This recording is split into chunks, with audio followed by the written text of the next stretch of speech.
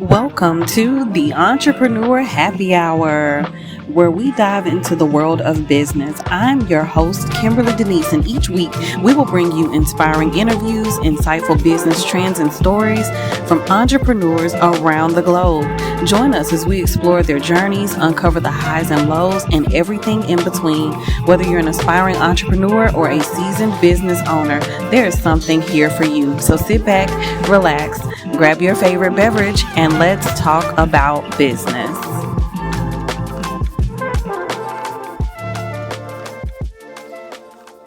All right, let's get into part 3 of daily self discipline for entrepreneurs. Step 6 is reward yourself. All right. No one wants to work for a demanding boss, even if that boss is you. What would you feel like if you worked for a tyrannical boss who moans about your breaks, makes you do overtime and miss movie night with your kids, and who doesn't care if you work for 20 hours in your pajamas because you don't have time for a shower, let alone getting dressed? You'd feel resentful. You'd feel devalued. You'd feel used and burned out. Well, don't do that to yourself either.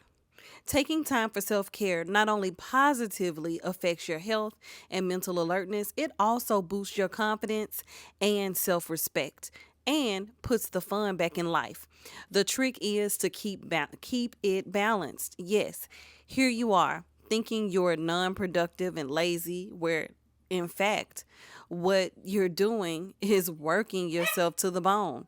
Because make no mistake about it, even when you're cruising Facebook out of pure procrastination, you still feel like you're working because, there are a ton of things to be done. You don't come out of that morning on Facebook rejuvenated. You come out stressed, frazzled, depressed, and feeling like there's a big weight hanging over you. That's not a reward, and you know it because you didn't do the work first. You didn't set a goal and reach it, even if that goal was, I'm going to spend 25 minutes writing a 300-word blog post on finding your ideal potting soil. That's when you take a reward break, not before you do the work. So, be sure you are giving yourself fun breaks throughout the day, but know in advance what goal you have to reach first before you allow yourself that break, how long you're going to take the break for, what you're going to do immediately after your break finishes. By setting and meeting goals, especially small ones, and pre-planning your breaks, your time playing solitaire or looking at funny dog videos on YouTube will really feel like a delicious little reward, and you'll feel accomplished. And you can do that using your kitchen timer or your Chrome app to help ensure you don't blow your resolution for keeping your breaks and your work periods to specific time frames. So once you've put in your 2 hours or even just completed the yucky task of the day, go wild. Browse your favorite Instagram accounts or search Pinterest for recipes. Just don't let it turn into an all-day event. By allowing yourself short, timed sessions of your favorite distractions, you'll be less likely to wander over there when you should be working. Of course, the best rewards are usually away from your computer if that's what you work on all day. Walk the dog, go for a latte, spend 20 minutes in the garden, listen to your favorite album on your iPod while lying on the couch in the sunroom. I know I just said iPod. I'm dating myself. I know that you can get the music app on your phone. All right, let's continue. How to stop rewards from going wrong. So that being said, rewards can sometimes go wrong. You promise yourself you'll phone your best friend in California for 20 minutes, and the next thing you know, 2 hours have gone by. Or you decide on a 20-minute nap, and because you never hear alarms, you wake up 5 minutes before the end of your workday and have to work all night instead. You know what the answer is, don't you? 2 minutes reflection should have told you that it's almost impossible to talk to someone you really love and haven't talked to for a while and limit it to a rigid 20 minutes, particularly when that person is all excited about their new house and wants to tell you about the problems that they're having with their new job and their mean supervisor. That's the sort of reward it's best kept for the end of your workday. The same with taking naps if you habitually sleep through alarms. Keep your breaks to things that energize you or things that relax you, but not to the point of putting you into a deep, blissful coma. Because if you keep scheduling naps knowing that you won't hear the alarm and will wake up 5 hours later, well, that's true self-sabotage. Escapism at its finest. All right, step number 7, plan your day the night before. Knowing exactly what you need to focus on from the minute you sit down in your chair every morning helps keep you from losing focus and will help ensure you stay on task. But too often, even when we do this, we end up distracted and not accomplishing our goals. What happened? I'm going to tell you why this doesn't work. It's not enough to decide what to focus on. You need a strong motivation and reason to do whatever you're assigning as a top priority.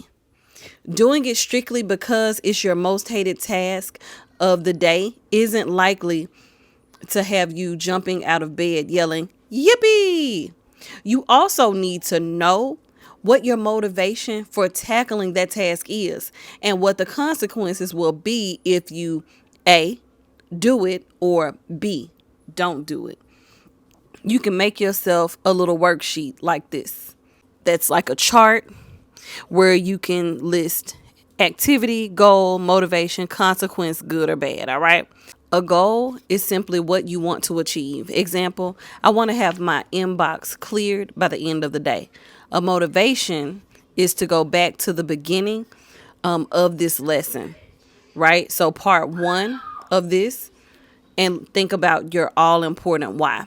Example, your goal might be to lose 20 pounds. Your motivation might be so I can fit into the red dress for my birthday. Or it might be so I will stop wheezing when I climb upstairs. Or it might be so I can reward myself with a spa day. It doesn't matter what the motivation is, as long as it is a motivation that really impels and compels you to go for it with dedication and determination. The consequence of not doing the task or taking the action needs to be serious enough to add to your motivation. Plus, you also need to make sure that the consequence isn't actually a reward.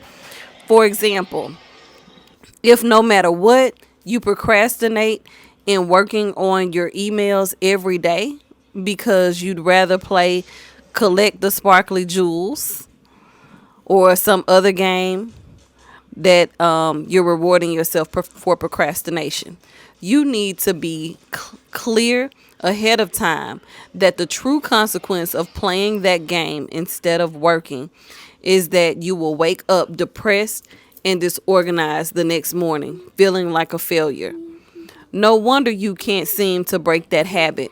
Realize that the only game you are playing is really with yourself. And what's at stake? At the very least, your dreams. So plan your day the night before. When tasks are still singing loudly in your brain and you know what has to be done, decide ahead of time your top 3 priorities, as well as which task or activity you're going to start with. Assess these by checking each one's goal, motivation, and positive and negative consequence. Finally, decide on how and when you will reward yourself. It's okay to play that sparkly jewel game if you play it for 10 minutes after eating lunch or at the end of the day, for example. Make self-discipline a game. Look for ways to make it challenging, motivating, and above all, rewarding. Do that, and you'll soon find that achieving your daily goals can actually be fun. Self-discipline is not all about beating yourself up. It's not about feeling shame.